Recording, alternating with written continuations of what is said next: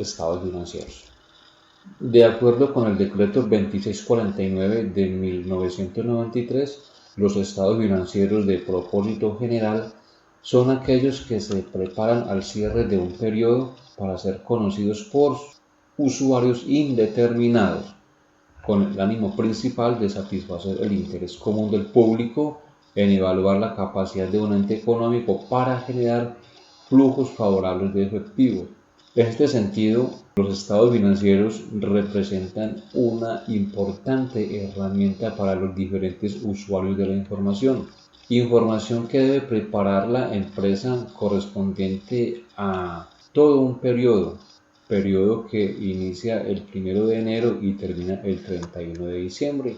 Y al cierre de ese periodo, la empresa, a través de estos estados financieros o informes financieros, lo que va a presentar a los diferentes usuarios de la información es la situación financiera o los resultados que ha obtenido la empresa o negocio. Y vuelvo y repito, esta información es necesaria para que los diferentes usuarios de la información, tanto internos como externos, puedan satisfacer sus necesidades de acuerdo a lo que estén requiriendo en el momento. Es de ahí pues la importancia que tienen los estados financieros en todas las empresas. ¿Qué es el Colgap? Este es un término que de pronto no habíamos escuchado o escuchamos muy poco. Colgap, GAP que significa principios de contabilidad generalmente aceptados, y de acuerdo al país se le antepone las iniciales del país. Colgap para Colombia. Colgap son los principios de contabilidad generalmente aceptados para Colombia, y USGAP para Estados Unidos, y así sucesivamente para cada país. La verdad es que escuchamos hablar de los principios de contabilidad generalmente aceptados, los cuales son aplicables en todo el mundo. Estados financieros versus NIP Colgap. Es importante señalar que a partir de la implementación de las normas internacionales de información financiera se hicieron unos cambios representativos al interior de este decreto 2649 de 1993, que era el que veníamos utilizando en todas las empresas. ¿Cuáles fueron esos cambios representativos? Se presentaron precisamente al interior de los estados financieros. Entonces, en esta parte de los estados financieros, las NIF introdujeron cambios importantes en relación a estos estados financieros. En esa medida, la NIC 1 es la que establece la norma relacionada en cuanto a la presentación de los estados financieros. Tengamos en cuenta que NIF significa Normas Internacionales de Información Financiera, y IFRS significa lo mismo pero en inglés. No olvidemos que la NIC 1, las Normas Internacionales de Contabilidad número 1, hace referencia a la presentación de los estados financieros. Hablemos del juego completo de los estados financieros que actualmente tenemos bajo NIF. Estado de situación financiera, que era balance general clasificado bajo el decreto 2649. Estado de resultados, estado de cambios en el patrimonio neto, estado de flujos de efectivo, también el mismo de la norma anterior. El que sí no aparece acá es el estado de cambios en la situación financiera. Ese sí se eliminó completamente. Entonces mire que allá teníamos, bajo el decreto 2649 teníamos 5, aquí únicamente tenemos 4. Y se le agregó un complemento que son las políticas contables, porque en el decreto 2649 teníamos también notas explicativas a los estados financieros. Entonces esas son pues las modificaciones que se presentaron al interior de los estados financieros bajo las NIF actualmente. Desde el marco conceptual de los estados financieros es importante identificar lo siguiente, y es que este marco conceptual establece unos principios básicos y unos objetivos de los estados financieros, a través de los cuales se proporciona información acerca de la posición financiera, el rendimiento y los cambios en la posición financiera de la empresa. Esos estados financieros deben estar en la capacidad de suministrar información que me represente durante un periodo determinado o al cierre de un periodo esta información.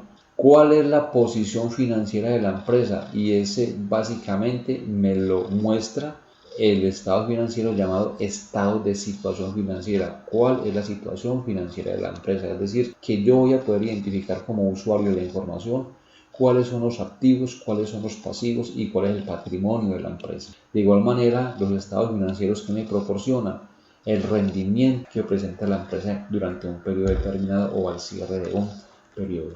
Y teniendo en cuenta estos dos, tanto la posición financiera como el rendimiento económico que lo muestra el estado financiero llamado estado de resultados, entonces los usuarios van a poder tomar las decisiones respecto de esa información mostrada en estos estados financieros, los cambios en la posición financiera de la entidad que es útil para que un amplio rango de usuarios puedan tomar decisiones. De igual manera, en cuanto a la posición financiera, el marco conceptual es muy específico. Recordemos que la posición financiera lo muestra el estado de situación financiera y en ese estado de situación financiera nos van a mostrar al cierre de un periodo cuáles son los activos de la empresa, ya lo habíamos mencionado. ¿Y qué son los activos? Los activos son sencillamente aquellos recursos controlados por la empresa, es decir, los bienes y derechos que tiene la empresa, como por ejemplo el efectivo o equivalentes al efectivo que existe en la caja o en las entidades financieras, están los inventarios, están las cuentas por cobrar, la propiedad planta de equipo que comprende edificios, terrenos, muebles enseres, equipos de computación, de comunicación, son los bienes que controla la empresa y de los cuales espera obtener beneficios futuros. En ese estado financiero que nos refleja la posición financiera, vamos a tener los pasivos, y los pasivos hacen referencia a las obligaciones que tiene la empresa, a las deudas de la empresa, deudas con terceros, con proveedores, deudas con los bancos, deudas con el Estado, con sus empleados, es decir, las obligaciones actuales de la empresa y por los cuales la empresa tendrá que desprenderse de recursos para poder cubrir esas obligaciones y obtener unos beneficios económicos. Ese estado de situación financiera que muestra la posición financiera de igual manera está compuesto o integrado por el patrimonio neto. Este corresponde básicamente a la parte residual, es decir, de tomar los activos de la empresa y restarle todos sus pasivos. Ejemplo, tengo unos activos en mi empresa de 200 millones de pesos y también tengo unos pasivos de 150 millones de pesos. Entonces, al tomar los 200 millones de activos menos los 150 de pasivos, voy a tener un patrimonio neto solo de 50 millones de pesos. De igual manera, los estados financieros que nos muestran, teniendo en cuenta el estado de resultados, nos muestran unos ingresos que representan las entradas por los diferentes conceptos por sus ventas, y estos son los incrementos de los beneficios económicos, las entradas, todas las entradas de dinero, todos los ingresos que tenga la empresa por concepto de sus ventas y otros ingresos van a representar esos incrementos de beneficios económicos. Dentro de ese estado de resultados también hablamos de unos gastos, y estos están relacionados con los egresos, con las salidas, con los desembolsos, con los decrementos en los bienes económicos necesarios para poder apoyar el desarrollo de la actividad económica de la empresa. Está compuesto por unos costos que representan también egresos, salidas, desembolsos para poder llevar a cabo la compra de materia prima u otros conceptos para poder prestar esos servicios o poder producir unos bienes que son los que van a representar finalmente los ingresos o incrementos de los beneficios económicos. Entonces, todos estos elementos, básicamente lo que acabamos de mencionar, activos, pasivos, patrimonio, ingresos, gastos, costos, corresponden a los elementos que integran los estados financieros. Objetivos de los estados financieros: tenemos varios objetivos. Brindar informaciones adecuadas y oportunas a sus diferentes usuarios. Segundo objetivo, lograr satisfacer las necesidades de información de los diferentes usuarios. Tercero, proporcionar a los inversionistas y acreedores información útil. Cuarto, proporcionar informaciones de utilidad para evaluar la capacidad de la administración. Quinto, proporcionar informaciones relativas a las transacciones y demás eventos. Si nosotros observamos estos objetivos de los estados financieros, nos podemos dar cuenta que están directamente relacionados con los objetivos básicos de la información contable que fueron estudiados en videos anteriores. De igual manera, existen unas características de los estados financieros y esas características están también relacionadas directamente con las cualidades de la información contable. Recordemos lo que nos decía o nos dice el artículo 4 del decreto 2649, cualidades de la información contable que debe ser comprensible, útil y comparables. Y al interior de esas cualidades tenemos unas características de la información contable y esas son las que están directamente relacionadas con las características de los estados financieros, que son que los estados financieros deben ser comprensivos, deben ser consistentes, deben tener relevancia, deben ser confiables, deben ser comparables, deben proporcionar información de utilidad y además deben proporcionar informaciones relativas a la entidad como tal. Entonces, estos son características directamente relacionadas con las cualidades de la información contable.